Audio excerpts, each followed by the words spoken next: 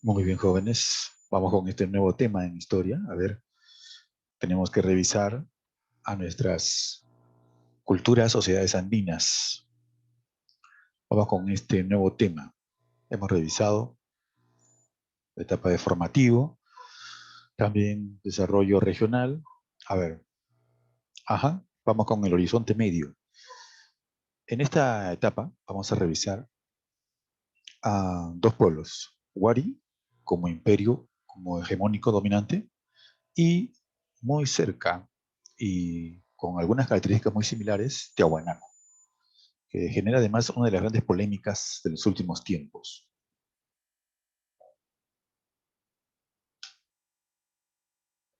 Ajá, muy bien.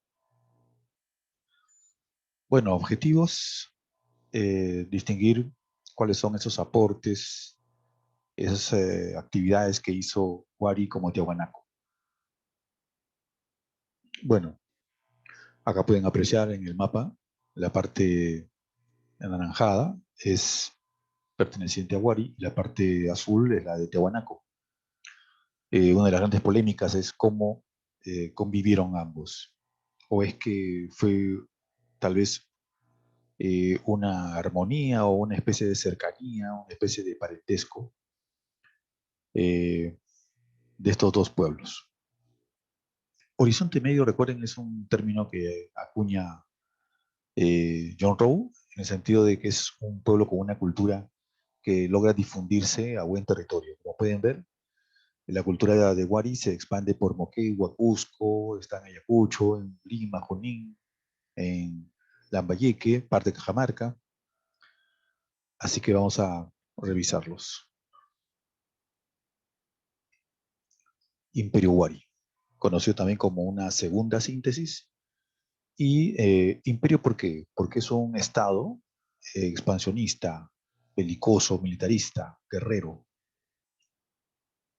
¿Dónde se ha localizado este Wari? Fíjense, Ayacucho, la zona de Huanta, tenemos que es una zona andina y que de ahí poco a poco, pues, ¿no? A través de los huarpas, que son una etnia que comenzó a expandirse, a hacer conflictos, que logró formar un estado militarista. Este imperio Wari tendría su etapa cronológica del año 600 al año 1000 después de Cristo. Orígenes, como habíamos anticipado, la etnia de los Huarpas, contemporánea a Nazca, a Lima. Los Huarpa habrían tenido problemas, falta de tierras, aumento demográfico, necesidad de más alimentos. Su respuesta fue conquistar, tomar en asalto lo que otros pueblos habían alcanzado. Entonces, más o menos, en el año 600 se está comenzando a desarrollar el expansionismo de los Huarpas, formando el Estado Wari, un imperio poderoso. El problema está en que toma elementos de Tiahuanaco, pero mantiene Tiahuanaco, toma Nazca, toma también Pachacámac en Lima. No pudo tomar a los moches porque los moches escapan, dejan, abandonan sus famosas Huaca del Sol, Huaca de la Luna y se van a Piura, se van al norte. Veamos la economía y sociedad de los guarinos. Económicamente estamos con un pueblo andino, por lo tanto, se va a trabajar bastante los andenes, una modalidad que es tomada de Tiahuanaco. Tenemos a los andenes como unas terrazas para cultivo. También tenemos que hay actividades de artesanía, de comercio, hay feria llamada Catus.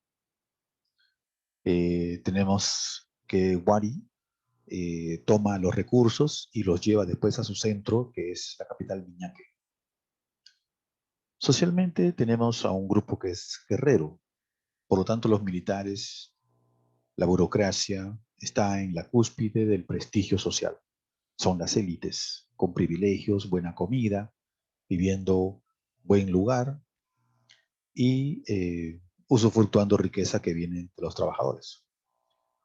La clase dominada son ayllus, en donde están pastores, campesinos, agricultores, soportando el peso y además haciendo labores para después tributar al gobierno. Estamos con Wari, con una sociedad de guerreros, gente que ha practicado la belicosidad para alcanzar mayores tierras y satisfacer así a su población.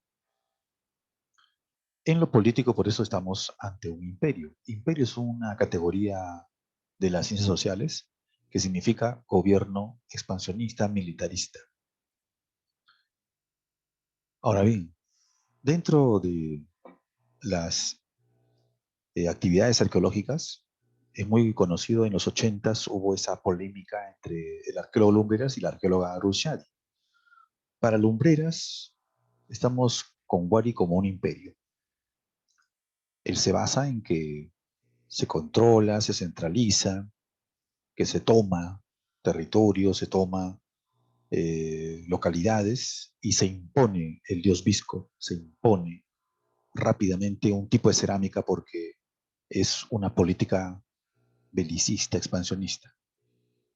Rushdie consideraba que Wari más bien era un montón de centros comerciales, de circuitos, en donde la interacción era usando territorios con gente de diferentes lenguas, moviéndose entre los Andes y la costa, el norte y el sur.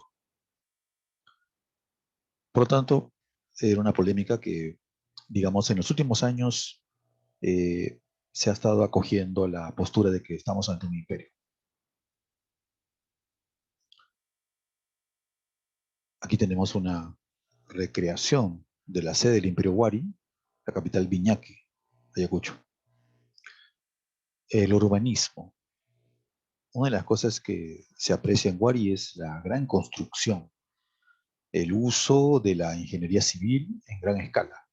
Yacta serían las ciudades, y las ciudades serían cabezas de región que van a servir de aglutinamiento, que van a concentrar la tributación, el trabajo de toda la población. Como pueden ver, Piquillacta en el Cusco sería la yacta que está dirigiendo, concentrando. En Lima, Pachacama, en La Libertad, Huiracochapampa, tenemos en Junín, Huaribilca, en Cajamarquilla, que es Lima también, pero todo tenía que estar centralizado en Iñaque, la capital de todo el imperio.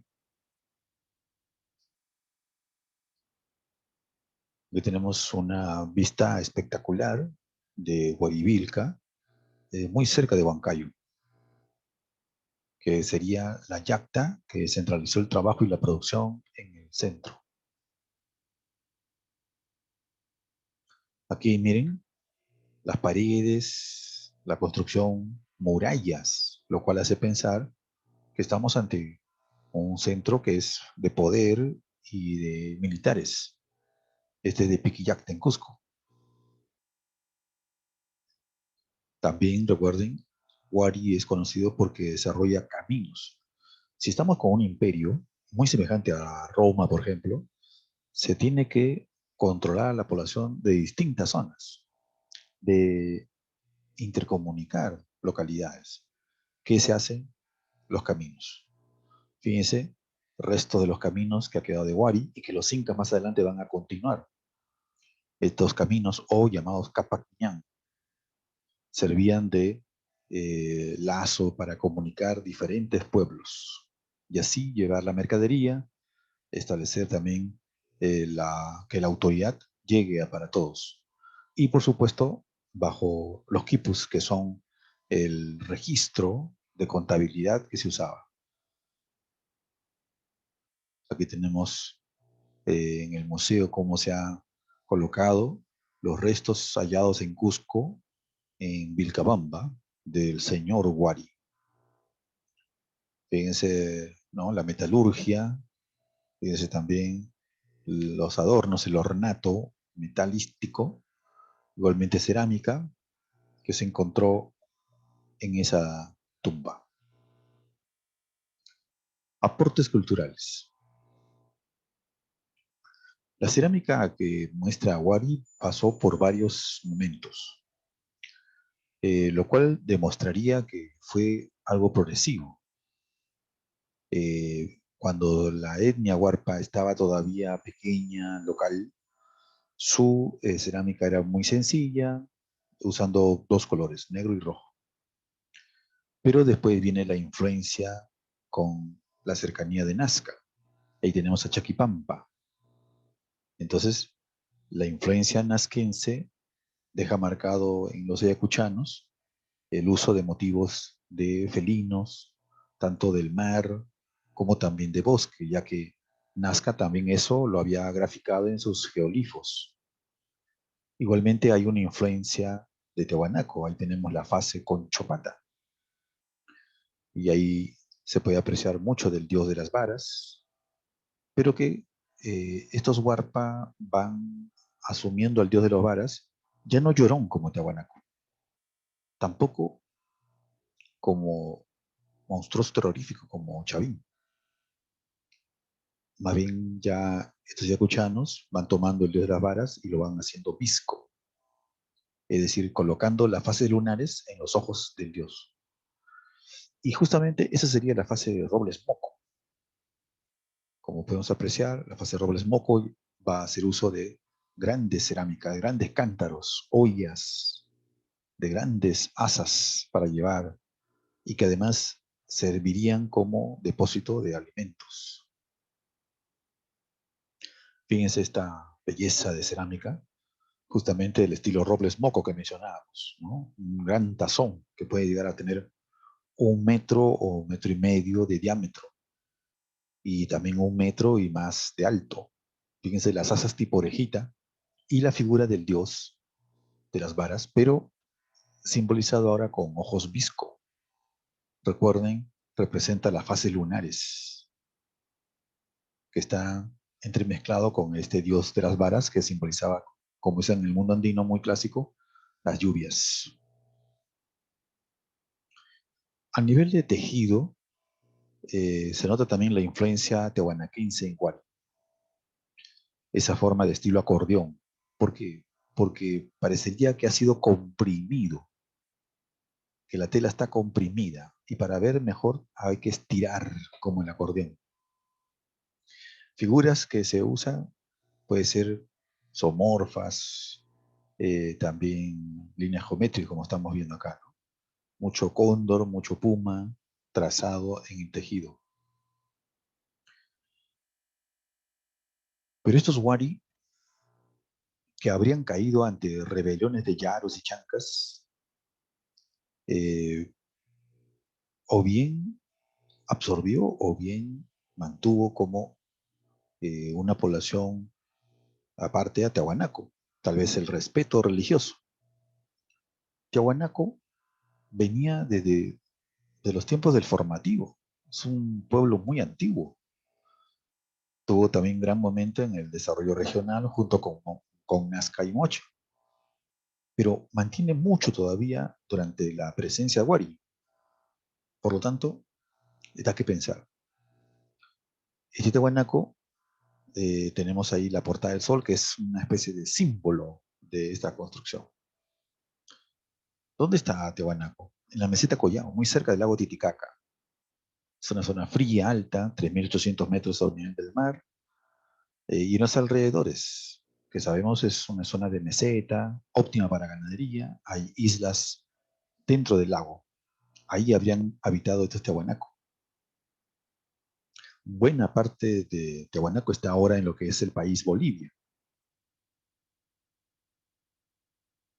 Aquí encontramos económicamente que su agricultura es de los camellones, es una agricultura de, de un trabajo en donde para evitar el frío se tiene que hacer, ¿no?, elevaciones, subidas, como joroba de camello.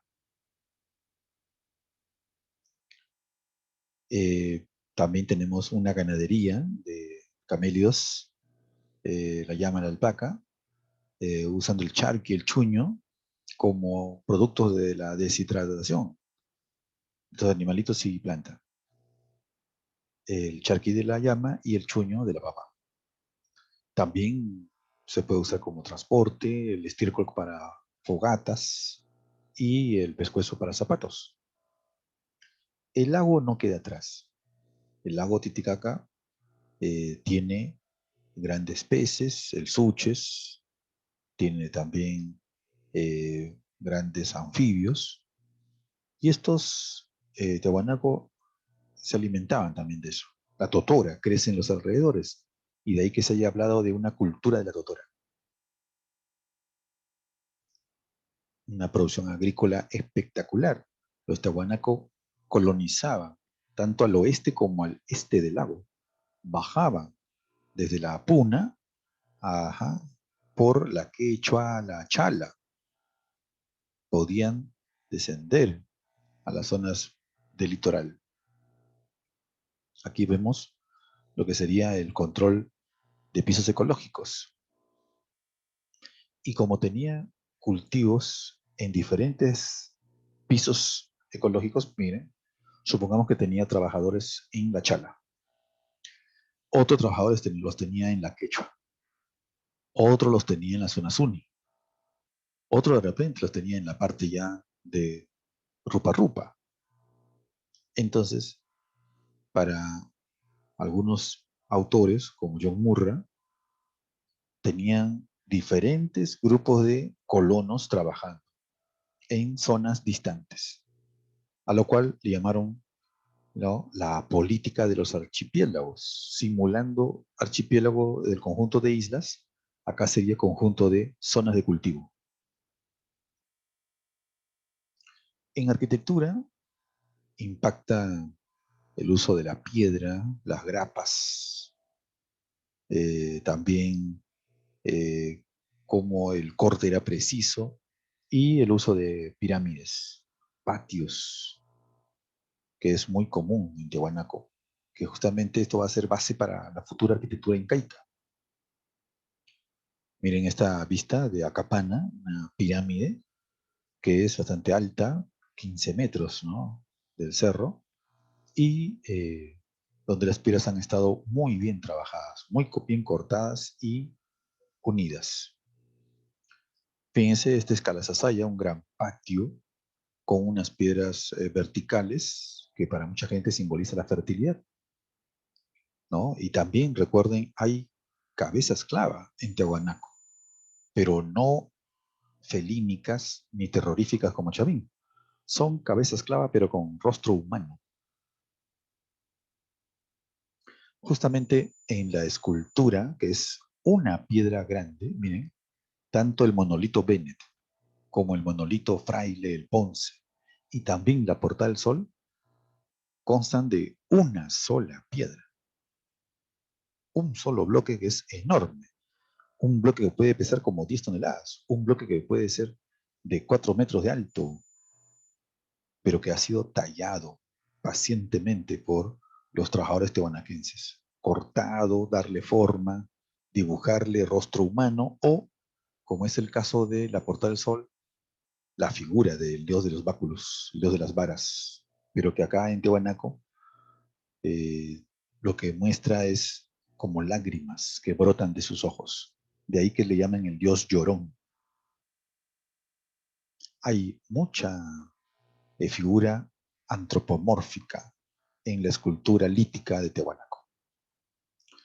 Bueno, no olviden revisar sus textos y seguir investigando de esa riqueza porque nos puede ayudar ahora a hacer construcciones de buen nivel que soporten los rigores de la naturaleza sísmica que tenemos en el país. Perfecto.